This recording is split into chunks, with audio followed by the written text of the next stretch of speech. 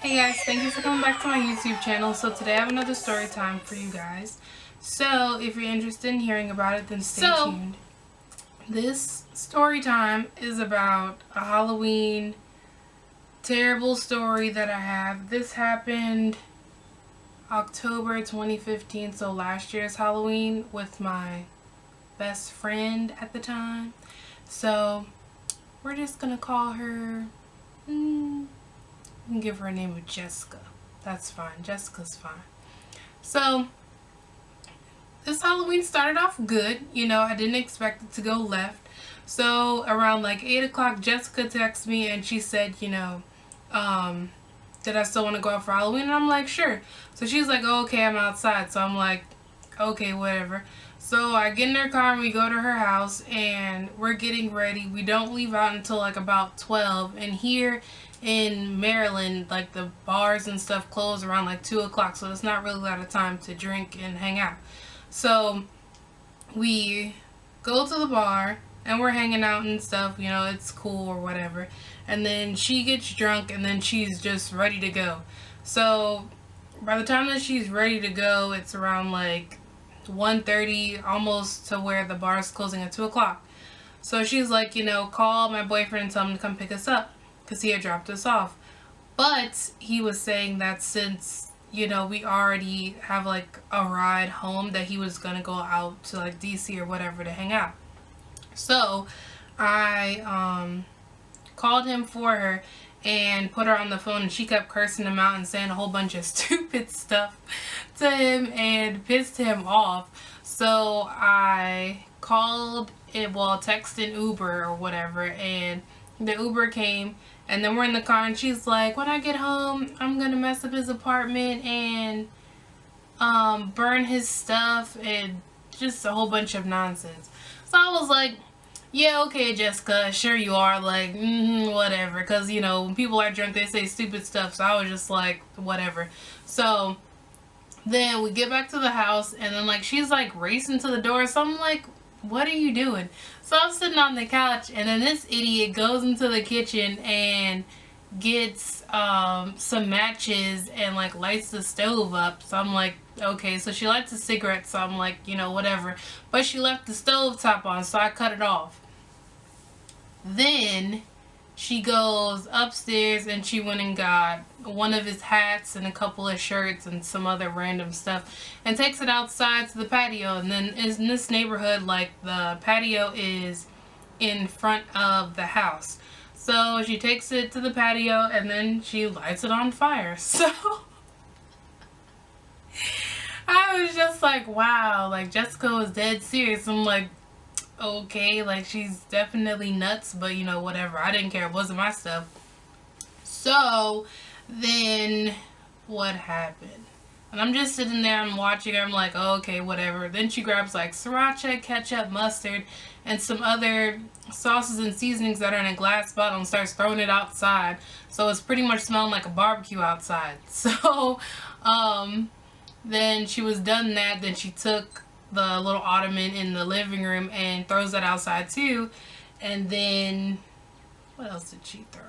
Oh yeah, then she picked up this wooden chair and then like smashed it on the ground and broke it. And then she sat down and she was like, wow, I feel so much better. And I'm like, I'm glad. So I'm just sitting here thinking like, wow, her boyfriend and his brother who lived there too, I'm like, wow, they're gonna be really mad when they get home. I was like, this isn't gonna end too well. So I'm sitting there and then I hear somebody close the gate and I'm like, oh God, somebody's here.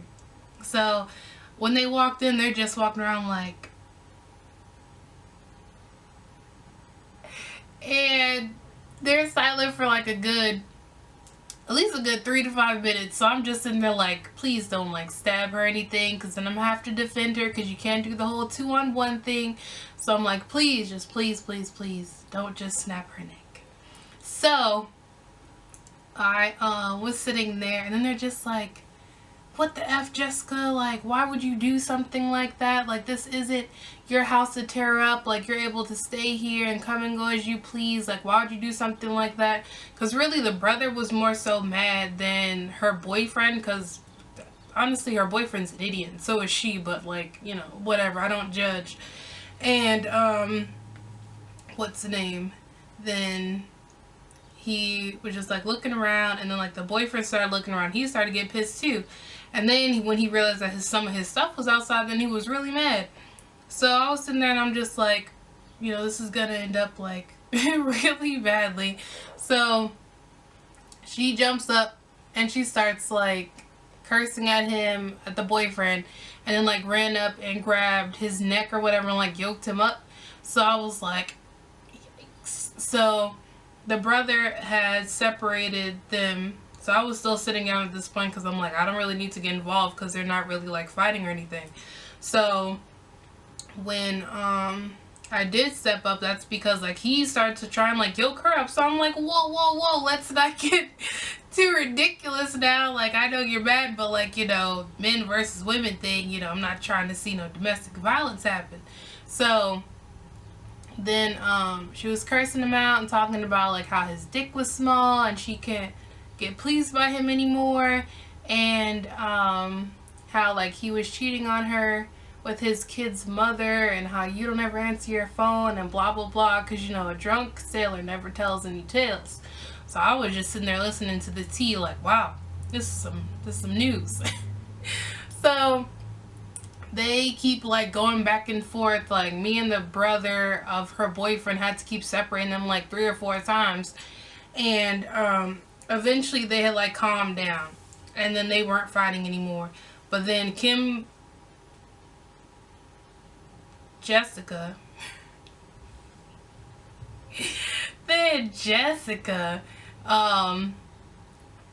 went out to her car, and then she kept trying to start her car and try and drive away. So I kept taking her keys because I'm like, I'm not about to let you drive. So when she realized that, then she eventually stopped, because she had pulled out, she backed out her car a little bit, and then she was stuck in the parking lot because she has to push the start car. So I took her keys and hid them in my purse because I didn't really want her to drive, and then she ends up in a ditch somewhere, and then I have to tell her mother the next day, oh yeah, your daughter's dead.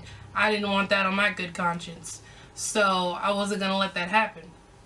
So with the boyfriend and her, they kept arguing a little bit or whatever, and the brother had called me while we were outside trying to, like, calm Kim down, and he's like, you know, can you take her back to your house? So I was thinking, there's no way in hell that I'm taking her back to my house, and she's all destructive at my house too. Like, that's not about to happen. So I told him, I was like, you know, would you mind if she stayed there just for the night, and I'll stay with her too, just to make sure she doesn't do nothing stupid. So he's like, you know, that's fine, you're more than welcome to stay or whatever. So we ended up sleeping on the couch, but before we got to that peaceful little calm down moment, like, she wanted to act like an idiot, and she's lucky that, you know, I'm a great friend and allowed her to just act a fool. So we get back into the house, and she's calm a little bit, you know, not acting too crazy, but then eventually I feel like maybe the alcohol hit her again, and then she threw, I forgot what she threw, or maybe it was like debris, but some kind of way something hit the light fixture, and then all you, like, hear is, like, little tapping sounds of glass all over the floor because she had broke the lighting fixture. So, but she didn't hit the light bulb. That's the only reason why we weren't in the dark. So after she had did that, I got a broom and started sweeping because, like, they have a puppy in the house, and I didn't want the little puppy to cut his hands just because the mom and the dad are just acting like buttholes. So then when what's her name? Then when I was sweeping, she kept trying to go outside, and she was like, oh, I just want to go for a walk. So her boyfriend kept trying to restrain her, and so was I. So he had restrained her a little bit, but then she got outside again and ran to her car, and then had gotten her car, and then she was trying to go.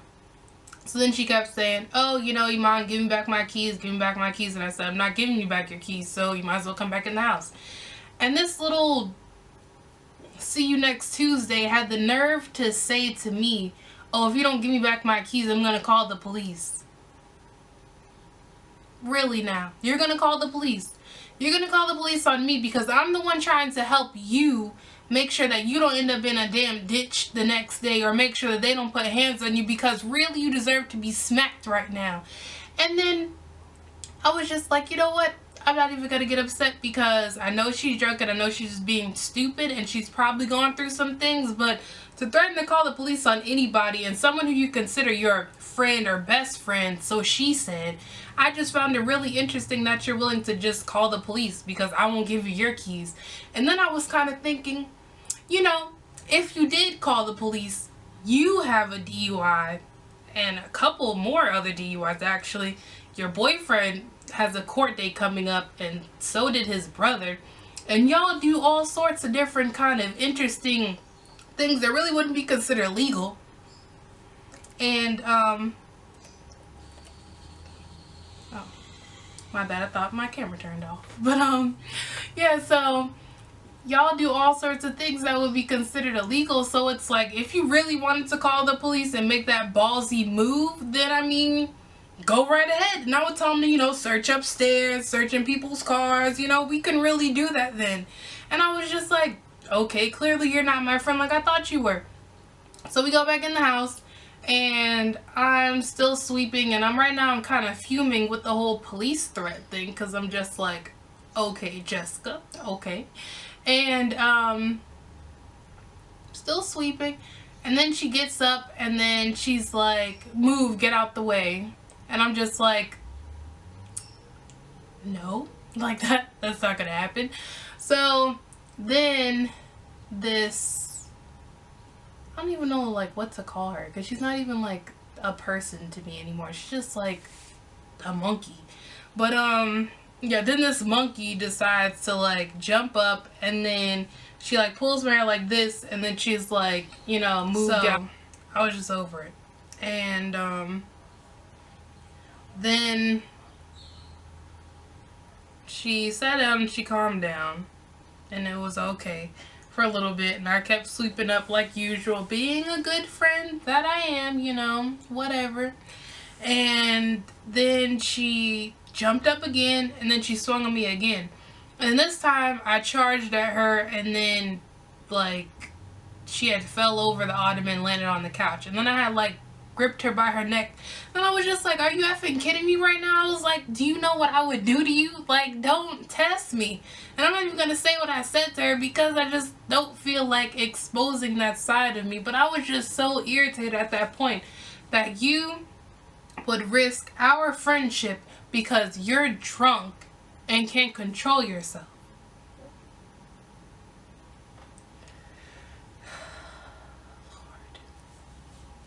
I was just so over it at that point. I'm like, okay, that's fine. So eventually she ended up calming down, and then she fell asleep with her stupid drunk self on the couch. And I was just like, yeah, I'm never talking to this hoe ever again in life.